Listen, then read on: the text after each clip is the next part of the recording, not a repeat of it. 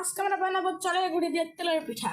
সবার প্রথমে এখানে দিয়ে দিতে হবে হালকা কুসুম গরম পানি, তারপরে অ্যাড করতে হবে গুড়, তারপরে করতে হবে তোমার গুড়, একদম যেটা হচ্ছে লিকুইড গুড়, এবং তারপরে দিতে হবে হচ্ছে তারপর লবণ, তারপরে দিতে হবে এই চালের গুঁড়ি দিয়ে ভালো করে নেড়ে ফেলতে হবে। নেড়ে নিয়ে তারপরে কিছু সময় রেখে দিলে ঠিক এরকম একটা ব্যাটার তৈরি হবে, নাড়াচাড়া করতে হবে। তারপরে এরকম ব্যাটার হয়ে গেলে কড়াই দিয়ে দিবেন তেল, ডুবা তেলে ভাজতে হবে।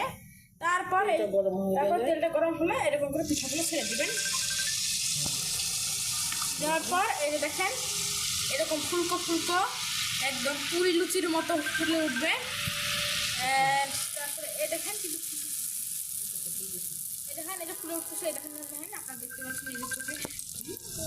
হ্যাঁ এই দেখেন এরকম করে উল্টে পাল্টে ভেজে নিতে হবে কিন্তু সবগুলোই। এই যে দেখেন এই যেটা আমরা ভেজে নিয়ে আসি, হ্যাঁ এইভাবে আপনারা করে নেবেন।